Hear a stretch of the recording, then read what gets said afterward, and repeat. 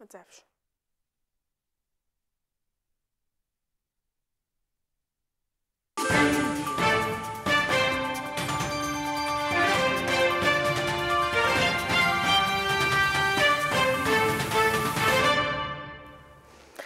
Mesdames et messieurs, bonjour. Je vous ai toujours promis d'aborder des sujets qui concernent l'Algérie. Mais aujourd'hui, nous allons nous intéresser à la révolte de la jeunesse iranienne, parce qu'il y a des points en commun avec la révolution du Hirak, à savoir la conquête de l'espace public par les femmes et la lutte pour les libertés. En Iran, depuis près de 2 semaines, les manifestations se succèdent à Téhéran dans un ample mouvement de libération des femmes et de contestation contre le régime. La mort d'une jeune iranienne de 22 ans, le 13 septembre, est l'élément déclencheur de cette révolte. Mahsa Amini a été interpellée et assassinée par la police des mœurs à Téhéran parce qu'elle ne portait pas le voile correctement. Dans une république islamique qui applique strictement la charia, la loi islamique, la police des mœurs règne en maître pour faire appliquer cette règle et inflige des amendes, des peines d'emprisonnement et même des coups de fouet aux contrevenantes. La contestation est sans précédent dans l'histoire de la République islamique et d'une ampleur inestimable. Plus de 450 nouveaux protestataires ont été arrêtés dans le nord de l'Iran et plus de 700 personnes ont déjà été arrêtées pour avoir participé aux manifestations. Et aujourd'hui, j'ai le plaisir d'accueillir à l'antenne Réhan Moussazadeh, artiste et militante, pour parler de cette révolte. Bonjour Réhan.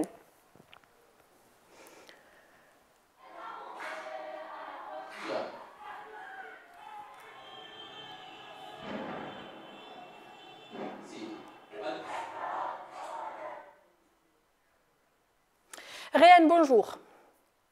Bonjour, bonjour. Merci beaucoup d'avoir accepté de participer avec nous sur Canal 22 aujourd'hui pour votre courage et votre confiance.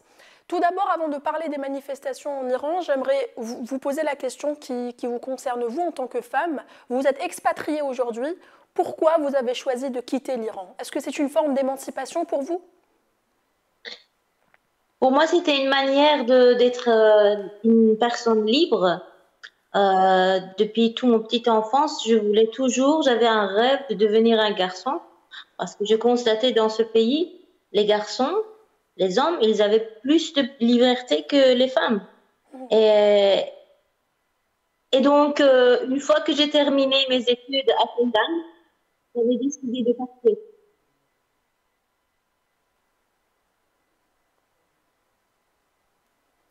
Réhan, vous êtes avec nous? Je suis avec vous, mais quand j'entends... Il y a des coupures, mais allez-y.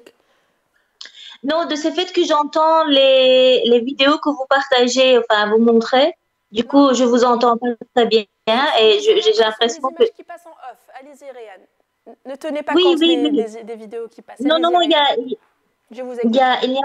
n'y a pas de souci. Je pense que en termes très concrets, il faut pas réduire la politique, disant que la politique, il faut avoir un problème vraiment politique pour forcément quitter son pays. C'est un droit que nous avons de partir. Mais bon, pour nous, tels que non occidental ou des gens qui viennent d'Orient, c'est pas pareil comme eux. Eux, ils peuvent partir comme ils veulent, quand ils veulent, mais pas nous. Mais dans mon monde, vivre là-bas en tant que femme et la personne que je voulais être, ce n'était pas le cas. Et j'ai décidé donc à ce moment-là de me marier et partir. À savoir que partir, il faut quand même un passeport. Et pour avoir ce passeport, soit tu dois avoir la permission de père ou alors ton mari. Parce que la femme est éternellement mineure en Iran. Non, pas éternellement. À partir du moment où elle a 18 ans pour avoir un passeport et sortir de pays, il faut la permission du père ou alors le mari. Donc, elle est considérée quand même comme mineure.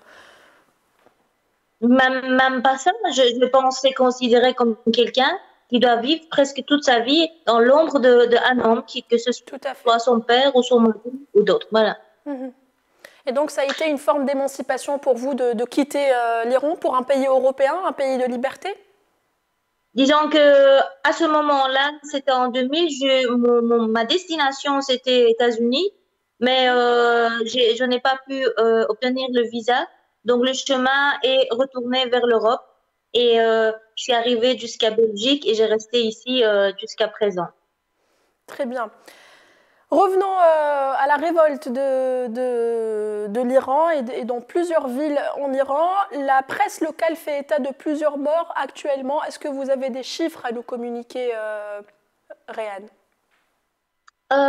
Des chiffres exacts devant moi, non. Je sais que c'est difficile d'avoir des statistiques exactes parce que il y a un embargo sur la presse iranienne. L'accès à Internet est coupé dans le pays. L'accès à Internet, depuis ces histoires, c'était coupé, oui. Il y a certaines personnes qui parviennent de connecter Internet pour pouvoir, en effet, envoyer des vidéos, parler de ce qui se passe là-bas. Et de nouveau, ça coupe. Et c'est ainsi qu'on a un peu pu recevoir. C'est quand même, il faut pas oublier, l'Iran, on a 80 millions de personnes qui habitent là-bas. Donc, il y aura quand même beaucoup de vidéos qu'on peut recevoir et voir parmi d'autres. Donc, en termes de chiffres exacts, je pense qu'on n'en saura jamais le chiffre exact parce que ce ne sera jamais communiqué de toute façon. Réane, je rappelle que l'Iran oblige les femmes depuis mars 1979 à porter le hijab, le foulard en tout cas islamique qui couvre les cheveux mais laisse le visage apparent. Il y a eu des tentatives avant cette dernière manifestation ou cette dernière révolte, avant 2022. Quelle est la particularité de cette dernière, Réane? La particularité de cette dernière, je pense, de un, c'est que cette génération des jeunesses maintenant, elles ont beaucoup plus vécu que nous, toute cette oppression, toute cette interdiction, toute cette humiliation. Notamment, leurs parents aussi, ils l'ont vécu ça. Donc, vous voyez, en termes de temps, eux, elles ont beaucoup vécu.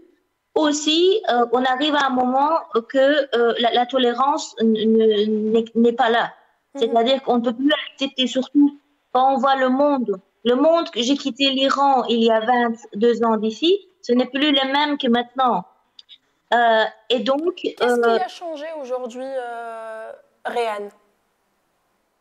Je pense, c'est ce qu'on dit aussi les Iraniens ici et là-bas, c'est que ces femmes-là, elles sont énormément courageuses. Et comme j'ai dit, par rapport à la situation économique, par rapport à la situation sécuritaire, tout ça, elles n'ont rien à perdre. Parce qu'elles n'ont rien. C'est-à-dire que quand on est privé de minimum de liberté d'expression, à un moment donné, dans toutes ces années, à un moment donné, on a peur de rien. Donc, elles sont sorties. Pas tous, évidemment. Il y a eu des tentatives avant 2022 qui ont été réprimées. Il y a eu des morts. Racontez-nous, Réane, des anciennes manifestations et des anciennes tentatives de révolte. Parce qu'on parle de tentatives parce qu'il y a eu des morts et ça reste toujours des tentatives et non pas des révoltes qui ont duré dans le temps. Ça a resté une tentative, mais aussi aller plus que ça, donc sortir dans les rues.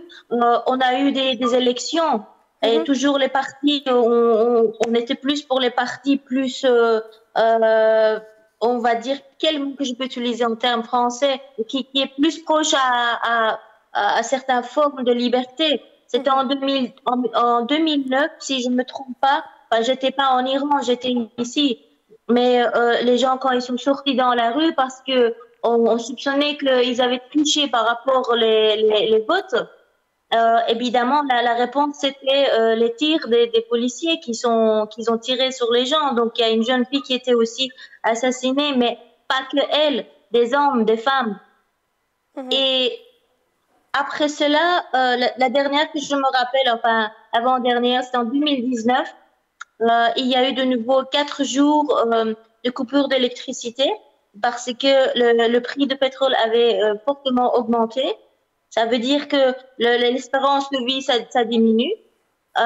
Et donc, on a encore, il y a exactement la même chose, ça se passe maintenant, mais pour autre raison, ça s'est passé dans la rue. On avait une espérance que ça va faire descendre le régime. Eh bien, non. Et depuis ce jour-là, de toute façon, on a perdu 176 personnes qui étaient mortes parce que l'État avait tiré sur un avion de chez nous. Je veux dire, tous ces événements, jour au jour, ça accumule plus de colère, plus de haine contre un gouvernement extrême, rempli de haine, qui en plus vient dire aux gens on est là pour vous et on veut votre bien quand ça concerne les femmes. C'est trop. Quand on dit c'est trop, maintenant les gens disent c'est trop. On n'en peut plus. On n'en peut plus. Donc évidemment, il y a eu des manifestations, il y a eu mais ça s'étouffe très vite parce que la réponse est toujours c'est des armes. Oui. Réan, oui, les manifestations tournent en tout cas à la contestation anti-régime. Certains qui ne comprennent pas ce qui se passe en Iran pensent en fait qu'il s'agit d'une contestation contre le hijab, contre le port du hijab, contre la police des mœurs. Mais il s'agit d'une contestation anti-régime. On a vu que les manifestants ont crié des slogans hostiles au pouvoir. Quels sont les changements réclamés aujourd'hui, Réan ? Je pense les changements réclamés sont depuis toujours étaient là. C'est-à-dire d'avoir un minimum de facilité de vivre. Ici, bon, excusez-moi, l'Iran, c'est un des plus plus beaux, enfin, riches de monde en termes de pétrole, en termes de tout, sources naturelles, etc. Mais cet argent, ça sert toujours, c'est dans les mains d'une petite minorité de ce pays. Et en plus que eux, ils envoient leurs enfants vivre dans une certaine forme de bien en Occident et ils continuent à être sur le pouvoir. Bon, maintenant, la question, c'était quoi? Parce que je peux aller un peu dans tous les sens. Vous pouvez me rappeler un peu votre question, s'il vous plaît? Parlez-nous, en tout cas, concrètement, des changements réclamés, en tout cas, par les manifestants dans les rues aujourd'hui à Téhéran ou dans plusieurs villes en Iran. Si on parle concernant des femmes par rapport à la voile, etc., pour que ce ne soit pas obligatoire, il y avait un mouvement qui avait commencé depuis quand même quelques années. C'était des filles, à chaque mercredi, elles enlevaient leur foulard, elles marchaient dans la rue avec une espèce de tissu blanche, elles le tenaient à la main pour dire que le porte-voile ne doit pas être une obligation. Mm-hmm. Et il ne s'agit même pas non plus de juste un bout de tissu. Et il s'agit de la façon de s'habiller aussi. Oui. Il s'agit des droits des femmes aussi. Imaginez une fille, son héritage par rapport à son frère, c'est 1/3. Son frère va emporter 2/3 d'héritage, mais la femme, puisque c'est une femme, 1/3. Ce sont des lois qui reposent sur la charia islamique. Oui, tout à fait, tout à fait. Quand on parle de nouveau, je vous ai dit, si tu veux avoir un passeport pour pouvoir sortir, tu as besoin toujours permission de. Ça, je dirais pas ça, c'est une chose, c'est les femmes qui portent plus de pression et humiliation et interdiction que les hommes. Réan, indépendamment des droits de la femme et indépendamment des réclamations en tout cas et des femmes, que demande le peuple iranien qui se révolte aujourd'hui? Je pense concrètement parlant, maintenant, ils veulent que ce régime se casse, qu'il part. Oui. Ils veulent plus ces mollahs, ces ayatollahs qui sont au pouvoir, qui sont en train de voler la richesse du pays, qui envoient des armes à droite, à gauche, qui foutent la merde à droite, à gauche pour garder leur propre position. Vous m'entendez toujours? Oui, oui, oui, vous êtes toujours en direct. D'accord, parce que je vois un autre appel Allez-y. de France. Je ne pense que Vous êtes c'est... toujours en direct. Vous êtes toujours en direct. Vous êtes D'accord, toujours avec nous. Je d'accord, vous écoute. d'accord. Je pense qu'on est arrivé à un point que on n'en peut plus avec ce régime. Mhm. C'est fini. Ici, ce qui est très important à savoir, si si ces manifestations, tout ce qui se passe maintenant, ça s'arrête pour une raison à l'autre, tous ces gens-là qui étaient dans la rue se seront détectés par l'État, ils seront arrêtés, amenés en prison et certainement torturés et certainement disparaître de nature. Et personne n'en parlera parce qu'il y a la peur. Il y a plus de Oui. moyens de parler avec cet État, déclarer ses droits, de dire qu'on veut un changement. Ils ont essayé, plus de 40 ans qu'on essaye. Ça n'a jamais marché. Vous l'avez dit, vous l'avez dit, il y a eu des tentatives de révolte. Depuis 40 ans, le peuple iranien essaye de changer, essaye de casser ce mur de la peur. Qu'est-ce qui a changé aujourd'hui? Est-ce que ces Iraniens n'ont plus peur de ce régime, de la répression? Je pense que une grande majorité, ils n'ont plus peur. Parce que, comme je viens de vous dire, il n'y a rien à perdre. À partir du moment où tu n'as pas une vie normale, tu n'as pas une vie digne, Oui. et que comment dire, la situation économique, tout sort de situations qui sont complètement absurdes à vivre, eh bien, ils sortent. Mais Oui. il faut souligner, toujours une petite mince minorité qui détient le pouvoir et l'argent, bien entendu, pour eux, c'est égal, c'est égal. De toute façon, ils ont moyen de sortir à n'importe quel moment. Et ils ont assez envoyé l'argent à l'étranger Et pour que cette le jour minorité n'est arrive. pas soumise aux lois islamiques. Ça, c'est une autre question. L'Iran, c'est comme j'ai dit, c'est un grand pays. Il y a donc la loi islamique, mais telle que eux, ils disent la loi islamique. Je pense, moi, en tant qu'une femme qui a vécu là-bas 22 ans, parlant de religion, tout ce que j'ai découvert ici, etc., etc., il y a des bonnes choses aussi dans la religion. Moi, ici, je ne vis pas la religion. Je pensais toujours que la religion doit rester une affaire privée entre toi Tout et à ton fait. Dieu. Tout à fait. C'est ce que je pense toujours. Et on n'est pas là pour inviter les unes les autres que je t'envoie au paradis. Alors, si tu fais comme ça, tu fais pas comme ça, eh ben, tu iras à l'enfer. On a grandi avec une forme de peur. On a une image effrayante de l'enfer. Il nous disait toujours, si on voit tes cheveux, si un homme qui n'est pas mahram à toi, qui n'est pas censé voir tes cheveux, quand tu seras à l'enfer, on va te pendre par tes cheveux et on va te brûler, etc., etc. Réane, puisque vous avez parlé de cheveux, on a vu des scènes, et regardons une scène avant de la commenter, une scène de femme qui... allez-y, allons-y.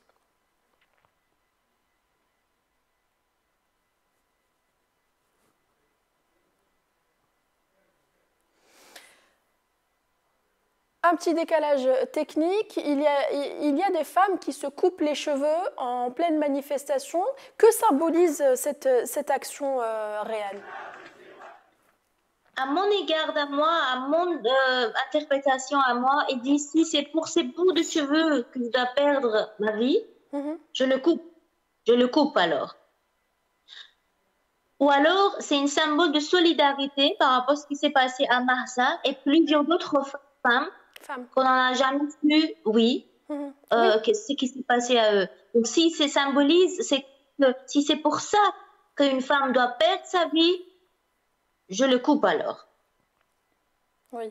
Ça, c'est mon interprétation à moi. C'est vrai que j'ai réfléchi là-dessus et je n'ai pas trop parlé avec d'autres femmes, mais il me semble que c'est à un moment de dire je vais perdre ça, mais c'est une façon d'aussi solidarité, comme j'ai dit, parce que bon, voilà, c'est. Qu'est-ce qui provoque un bout de cheveux chez un homme, alors que cet homme a droit quand même à avoir 4 femmes?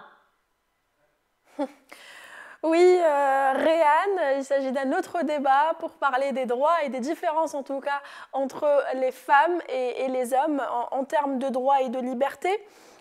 Vous avez participé à une manifestation qui a été organisée aujourd'hui en Belgique, à Bruxelles précisément, en soutien aux manifestations et au soutien à la révolte iranienne. Regardons les vidéos et on reviendra après. Oui.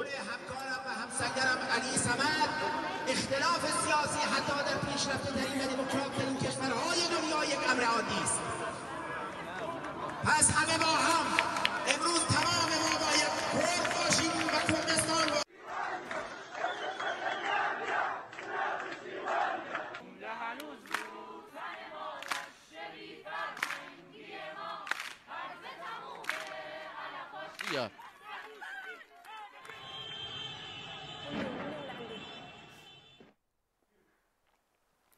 Réhan, il y a eu, je rappelle, une manifestation à Bruxelles aujourd'hui à laquelle vous avez participé. Vous nous avez vous-même envoyé ces vidéos. Quels sont les slogans qui ont été scandés aujourd'hui à Bruxelles? La plupart des slogans qui dit la femme, la vie, la liberté. C'est-à-dire que ces trois-là sont très liés. Et à côté de ça, on dit qu'on ne veut pas l'obligation de voile. On ne veut pas de ce régime non plus.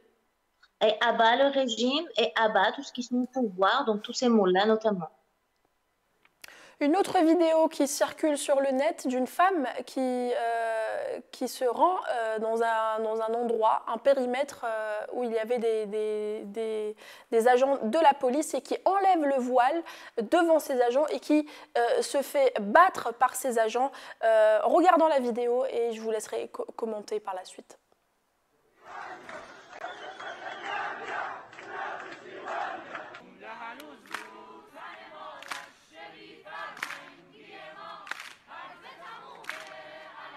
Yeah.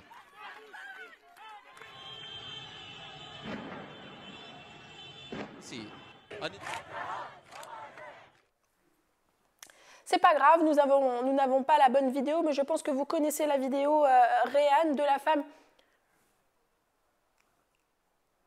Oui, vous m'entendez? Réhan, vous connaissez certainement la vidéo de la fille qui va vers la police et qui enlève le voile devant les membres de la police et devant les agents de la police des mœurs. Un commentaire, oui. Réhan? Écoutez, j'en ai vu ce genre de vidéos. Il y a une centaine de vidéos que j'ai vues ainsi. Ce n'est pas et ici, je ne vois pas le vidéo que vous êtes en train de partager. Mais il y a des exemplaires, des centaines, des milliers. C'est ce qui se passe toujours. Et je veux dire, ces femmes-là, ils ne veulent pas, par force, porter le voile. Moi, j'ai tenu une position très claire là-dessus. Parce que ici aussi, en Europe, on peut bien dire que, voilà, regardez qu'est-ce qui se passe en Iran. Et donc, proprement dit, la voile n'est plus bon. Moi, je pense chaque femme, par le choix, a droit de garder son voile ou l'enlever. Et aucun homme, aucun pouvoir a le droit de dire qu'est-ce qu'une femme ou comment elle doit s'habiller, etc. Oui. Il ne s'agit pas d'une manifestation contre le voile, mais plutôt contre le régime et les lois en place. Contre le régime, contre ce qui a mis en place depuis plus de 40 ans pour détenir les gens, pour rester en pouvoir. Je pense que le régime ne peut pas s'imaginer rester en pouvoir si les femmes, elles ont le droit d'une certaine forme de liberté. Parce qu'ils savent qu'elles ne peuvent pas tenir ça. C'est pour ça qu'ils sont en train de réprimer. Merci Réhan. Un dernier message au monde, je pense, ou plutôt la question, pourquoi le monde aujourd'hui devrait se solidariser avec les Iraniens et la révolte iranienne ou la révolte du peuple iranien aujourd'hui? Je pense que ça, c'est ce qui se passe et ce qui se passe un peu partout dans le monde, c'est les messages de toutes les femmes. Moi, je ne tiens pas un discours féministe ici, mais je pense que dans le monde, si comme disait Martine, si on ne vit pas, on n'apprend pas à vivre ensemble, on va devoir mourir tout seul. C'est un monde qui a besoin d'une forme de solidarité et on est censé être attentif à ce qui se passe autour de nous. On est censé être dans l'empathie humaine envers les autres aussi. Et ici, comme on ne parle pas beaucoup de nos pays à nous, quand je dis le monde orient, et ce qui se passe exactement, je pense, ce qui me concerne moi ou les autres, c'est de porter cette voix et ce qui se passe là-bas au monde entier et qu'ils se réveillent un peu aussi